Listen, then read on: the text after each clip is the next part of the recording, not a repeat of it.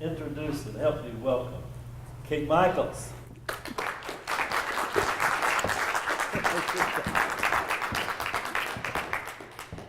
Oh, wow, isn't this exciting? This entire last week as I was planning for this event, people were asking me, oh, are you nervous? Are you scared? What about you as you were planning for this event? What type of emotions did you go through? Me, I was excited. How could I not be? This is my favorite thing to do. Talk to people, meet people, greet people. How about you? One of the women I talked to said, oh my gosh, did you know that speaking to people is scarier than dying? And I was like, really? I didn't know that. She goes, the average person is more scared of dying than they are of speaking to people. And you're going to go speak?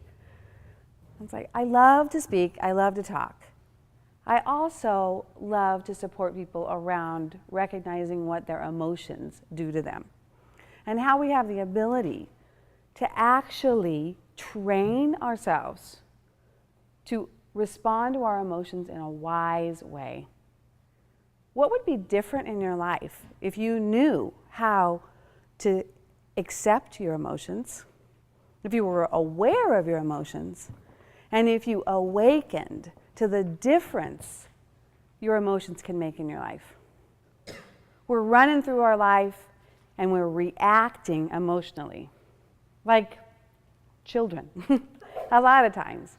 And most of us are adults. So we're showing up in the adult world, doing adult things, and reacting emotionally instead of using our emotions to respond in a productive way. This trip, as I was talking about, planning to come here. Okay, so I'm on my way here.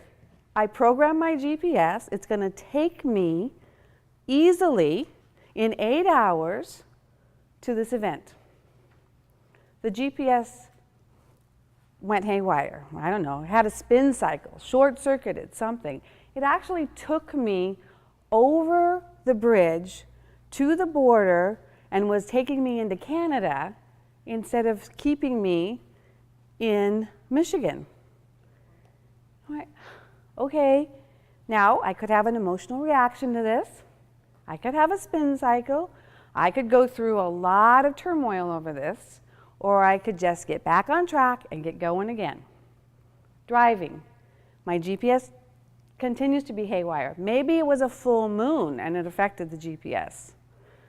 All I know is my GPS took me off this road, and the road was kind of rough and not really wide, and I ended up getting a flat tire.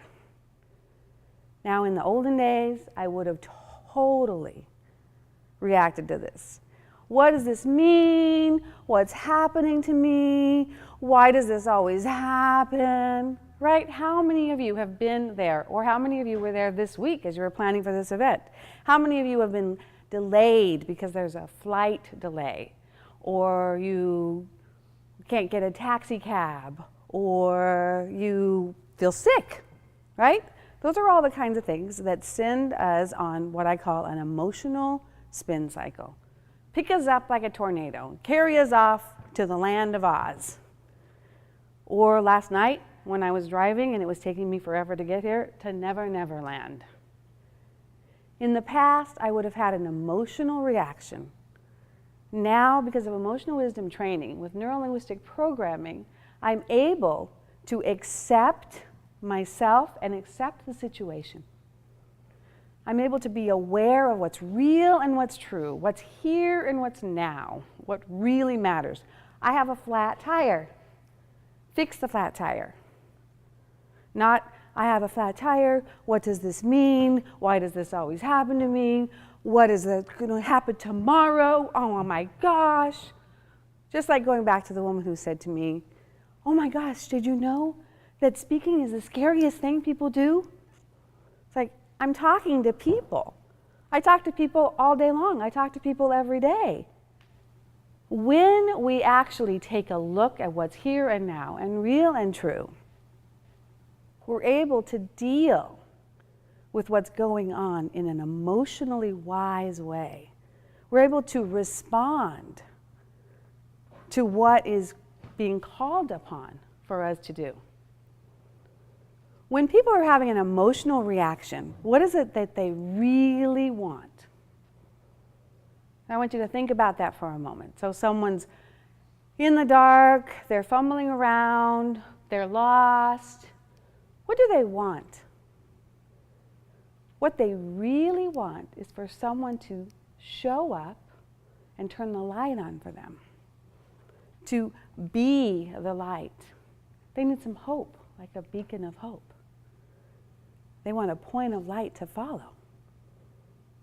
What emotional wisdom training will do for you is it'll actually take you from needing someone else to turn the light on for you to being the light for yourself and for being the light to others. You actually become a beacon of hope. Instead of spinning around and spinning off on tangents, like a CEO last week, all over Google, meeting of 1,000 people to discuss the future of the company, and someone picks up their cell phone and starts to record him, and he loses his temper. He yells at the guy, "Put that down, you're fired!" Whoa, guess what happened to that CEO? He was an executive. That's what happens to us when we react emotionally instead of respond wisely. We have this neurolinguistic programming that's going on in our hearts and in our minds that's controlling our bodies. When we react, we actually spin off track. And we spin over and over and over again the feelings, thoughts, and beliefs from our past. When we become aware of what's here and now and real and true, we can create a new path that will make it possible for us to get where we're going and still be in a good mood, still be wise, and deal with what's here and now. So here you are right now, and I want you to think about yourself, and I want you to think about what events have occurred in your life that you reacted from.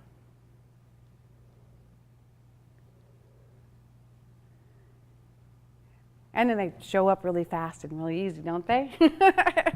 Just like my story. And what I've done with it is I've turned it into a good story. Because basically that's what really will make the difference for yourself and for other people. The events, incidents, and accidents that have occurred throughout our life have created neuron paths that when we're not choosing them, they take us somewhere else. We actually have the ability to pay attention to those neuron paths and create new neuron programmings that respond and take us where we want to go.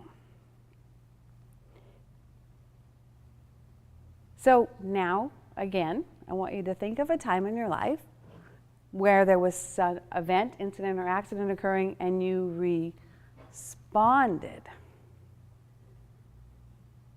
When you respond wisely, what happens to everyone around you? This isn't just something you're doing for you, it's something you're doing for others as well. You actually become a beacon of hope for others and a point of light that they can follow. You walk into the room and people sense that you know who you are and you know what you're here for and you know where you're going. Those that are around you begin to follow you. You don't need to ask to be a leader. You're actually promoted to leadership. What is it that you really want in your life? Do you want success? Do you want prosperity? Do you want peace? Do you want calmness? Do you want a relationship? Basically, what keeps a lot of us from getting what it is that we really want is spending a lot of time reacting emotionally instead of using the wisdom we have and responding wisely. What I want you to do right now is I want you to think, what story do I have to share from this event that's really good? And take that emotional reaction and turn it into a wise response. And you'll have a much better time, I guarantee it. Thank you all for coming here today, and share with me your stories. Each time you share a story, you actually change not only your own life, but someone else's life as well.